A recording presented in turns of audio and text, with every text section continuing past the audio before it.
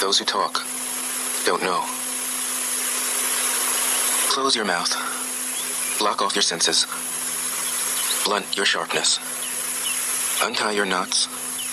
Soften your glare. Settle your dust. This is the primal identity. Be like the Tao. It can't be approached or withdrawn from, benefited or harmed, honored or brought into disgrace. It gives itself up continually. That is why it endures. 57. If you want to be a great leader, you must learn to follow the Tao.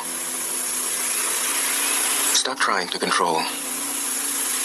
Let go of fixed plans and concepts, and the world will govern itself.